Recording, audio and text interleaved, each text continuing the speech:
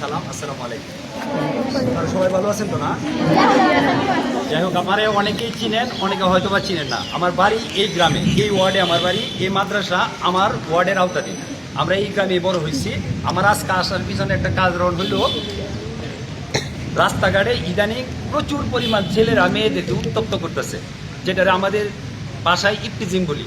কিন্তু ইফটিজিং শব্দটা সুন্দর শোনা গেলেও কিন্তু এটার আচার আচরণ খুব খারাপ। তোমার বান্ধবীরা 3-4 জন আসে, একটা ছেলের সাথে হয়তো বা একটা মেয়ের সুসম্পর্ক, কিন্তু বাকি 3 জনকে কিন্তু বিরক্ত করে। আজকের পর থেকে কোনো মেয়ের যদি কোনো ছেলে বুরকা পইরা বাড়ির থেকে আসার পর তুমি মাদ্রাসার আওতাধীন। যদি তুমি বাড়িতে বাইরে সীমানাটা বাস করছো, তখন থেকে তুমি মাদ্রাসার আওতাধীন। আজকের পর থেকে যদি তোমাদেরকে কোনো ছেলে উত্ত্যক্ত করে, যেটা তোমার পছন্দ এবং অপছন্দের ভিতরেও, যদি কোনো ছেলে উত্ত্যক্ত করে, মাদ্রাসা জানাইবা। তুমি মাদ্রাসাতে ক্লাস শুরু করবা তখন, এবং তোমরা সবাই ঐক্যবদ্ধ থাকবা। ক্লাস শুরু করবা তখন যখন এই ছেলের বিচার হইব। বুঝতে পারছো কথাটা? তোমরা কি সাহসী না? তোমরা যখন সকলে একত্রিত থাকবা তখন তোমরা সাহসী না? তোমরা আগামীকালকার থেকে যদি কোথাও কোনো মেয়েদের ইফটিজিং করে বা কোনো ছেলে বিরক্ত করে রাস্তাঘাটে, সাহসের সাথে ওই ছেলের নাম কইবা, ওই ছেলে কোন এলাকার এটা কইবা, এবং তোমরা বিচার হওয়ার আগ পর্যন্ত ক্লাস চলতো না। এই বিচার কেমনে করা লাগে, মাটির তলতে তুললেও আসমানতে নামায়ও বিচার আমরা করা।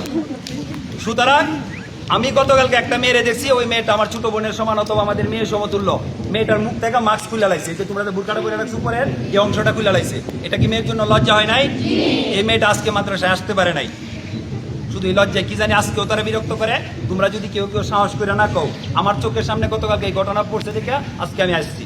যদি তোমরা না কও তাহলে হুজুররা জানবে? হুজুররা গতকালকার বিষয় জানেন, আমি জানাইছি, দেখে জানছে। আজকের পর থেকে যদি তোমাদেরকে কেউ বিরক্ত করে রাস্তাঘাটে, এটার কড়া প্রতিবাদ এবং কড়া বিচার হইব।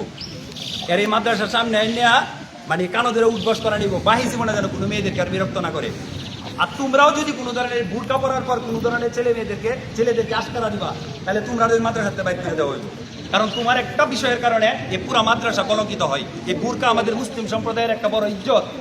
তুমি বুরকা পয়রা ছেলেদেরকে আশকারা দিবা, বুরকা পয়রা বিভিন্ন জায়গায় ঘুরতে যাবা, আজকের পরে থেকে এগুলি তোমাদের পক্ষ থেকে আশা করি না। বুঝাইতে পারছি তোমাদের? আমার আচার আচরণ কথাবার্তা দ্বারা যদি তোমাদের মনে কোন কষ্ট পায় থাকো, ক্ষমা করে দিও। আর আগামীকালকার থেকে তোমরা নিজেদেরকেও সভ্যতার ভিতরে নিয়ে আসো, এবং কোনো ছেলেরা যদি বিরক্ত করে, তোমরা সবাই ঐক্যবদ্ধ হয়ে হুজুরের সামনে বিচার দিবা। বিচার হওয়ার আগ পর্যন্ত ক্লাস নিবা না।